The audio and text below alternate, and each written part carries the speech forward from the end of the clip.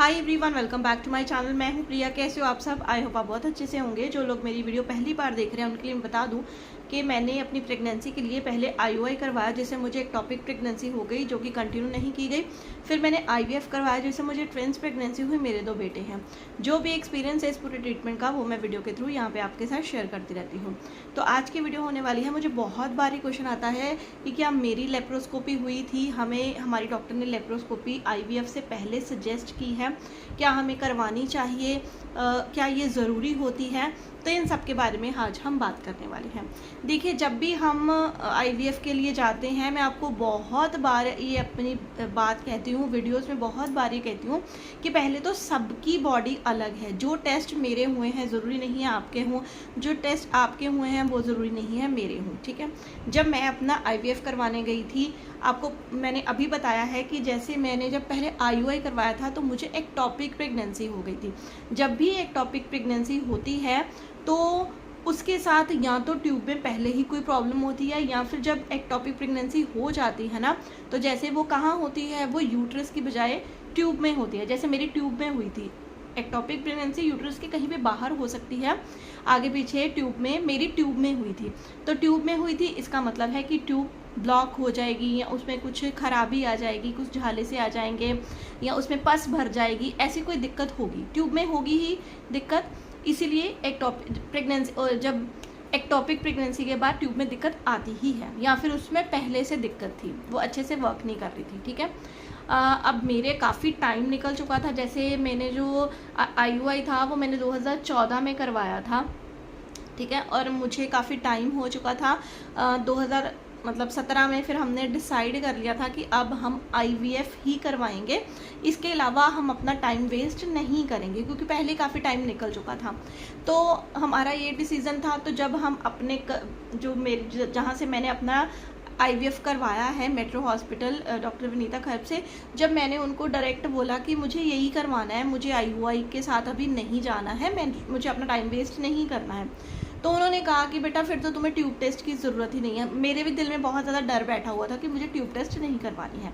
अब कुछ लड़कियां हैं जो आईवीएफ में उनकी पहले ट्यूब टेस्ट की जाती है। मुझे नहीं पता उनके डॉक्टर क्यों करती हैं, लेकिन उनकी करी जाती है। क्या पता उनकी डॉक्टर को हो कि इसके मैं पहले आईयूआई करूँगी, क्योंकि जब हम आईवीएफ करते हैं ना तो उसमें ट्यूब का प्रोसेस जो है, उसका जो काम है वो नहीं रहता है। वही जो प्रोसेस है वही लैब में बाहर होता है। ट्यूब में बच्चा बनता है, वही बच्चा फिर हम जो डॉक्टर्स हैं आईवीएफ के टाइम पे लैब में बनाते हैं, ठीक है। तो ये वाला प्रोसेस भी मैंने नहीं करवाया, इसलिए मैंने ये आपको सारी बात बताई। अब बात करते हैं लेप्रोस्कोपी की। जब मैं अपना सर्च कर रही थी, अपना आईवीएफ सेंटर सर्च कर रही थी, मैं बहुत जगह जा रही थी, देख रही थी, डॉक्टर को एक्सपीरियंस कर रही थी कैसे हैं कैसे नहीं। तो मैं एक हॉस्पिटल गई थी। वहाँ पे मैंने जाके जब अपना मतलब हमने बात की, तो उन्होंने हमें पैकेज बताया। तो उन्होंने हमें 3.5 लाख तक का पैकेज बताया है, 3 से लेके 3.5 लाख तक का बताया था, ठीक है। तो उसमें उन्होंने हमें कहा था कि हम तो करते ही करते हैं, हिस्ट्रोस्कोपी भी करते हैं, लेप्रोस्कोपी भी करते हैं। हमने मतलब मेरे हस्बैंड ने कहा भी कि अगर पहले तो आप देखोगे कि अगर कोई प्रॉब्लम है या नहीं है ना, फिर ही आप करोगे, सॉरी।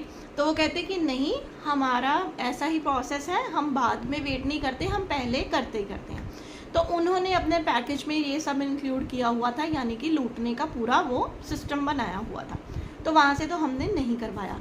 अब कुछ लड़कियाँ जो कहती हैं कि नहीं डॉक्टर हमें कह रही हैं आपको ज़रूरत है, कुछ जो लड़कियां होती हैं, कुछ जो बॉडी होती है उसको ज़रूरत होती है। अब होती क्यों है इसके बारे में बात कर लेते हैं। जिन लड़कियों को पीसीओडी होती है या पीसीओएस होता है, या फिर जिनके सिस्ट बन रहे होते हैं, है ना, चॉकलेट सिस्ट के हम बारे में बात मैंने पहले भी वीडियो बनाई हुई है, यानी कि जिनको एंड्रोमेट्रियोसिस होता है, इंटरकोर्स करने के टाइम पे पेन होता है, जिनको पीरियड्स में बहुत ज़्यादा पेन होता है, या फिर जिनके पीरियड्स हैं वो बिल्कुल रेगुलर नहीं होते, वही पीसीओडी वाले जिसमें बहुत ज़्यादा सिम्टम्स होते हैं ना, उस सिचुएशन में भी जो आपकी लेप्रोस्कोपी है वो की जाती है। उनके केस में लेप्रोस्कोपी की ज़रूरत पड़ती है। उनके केस में जो यूट्रस होती है वो इतनी हेल्दी नहीं होती है, उसके अंदर सिस्ट हो सकते हैं, या फिर और भी कोई खराबी हो सकती है, जिसकी वजह से डॉक्टर जो है उनकी लेप्रोस्कोपी करते हैं। लेकिन मेरे में नहीं हुई, मेरे में कोई प्रॉब्लम नहीं थी, मेरे लाइनिंग नहीं बनती थी, उसकी मैंने दवाई खाई और मेरी हो गई। अब लेप्रोस्कोपी पूछते हैं कि क्या ये पेनफुल होती है। देखिए, सबसे पहले तो इसको बेहोशी की हालत में किया जाता है। आपको बिल्कुल लोकल एनेस्थीसिया दिया जाता है, जिससे आप बिल्कुल बेहोश हो जाते हो, आपको कुछ नहीं पता होता है। आपके पेट को कट करके 2 से 3 टांके लगते हैं, उसकी वो उसमें करते हैं तो आपको क्या ही होश होगा, है ना। और गले में सांस की वो जो ऐसे यहाँ पे नाली डालते हैं, उसकी वजह से आपको अगले दिन थोड़ी दिक्कत हो सकती है, मतलब दर्द नहीं होती, इरिटेशन टाइप कुछ हो सकता है। और पेट के टांके लगे हैं तो आपको मेडिसिन दे दिया जाता है और आपको जो है एंटीबायोटिक आपकी चला दी जाती है। तो उसके बाद आपका छोटा सा आपका ऑपरेट होगा, तो थोड़ा बहुत आपको प्रॉब्लम तो होगी। ये नहीं मैं कह सकती कि आपको बिल्कुल दर्द, ऑपरेट के टाइम में आपको दर्द नहीं होगी, क्योंकि वो बेहोशी की हालत में किया जाएगा। उसके बाद आपको थोड़ा अपना ध्यान रखना होगा 1-2 दिन के लिए। अब कुछ हॉस्पिटल क्या करते हैं कि आपको उसी दिन छुट्टी दे देते हैं, कुछ आपको 1 रात रख लेते हैं, अगले दिन छुट्टी देते हैं, है ना। तो वो डिपेंड करता है, आपकी सिचुएशन पे भी डिपेंड करता है, या फिर डॉक्टर पे डिपेंड करता है, हॉस्पिटल कैसा है, वो कैसे चलते हैं, उनका क्या प्रोसेस है, वो उस पर डिपेंड करता है।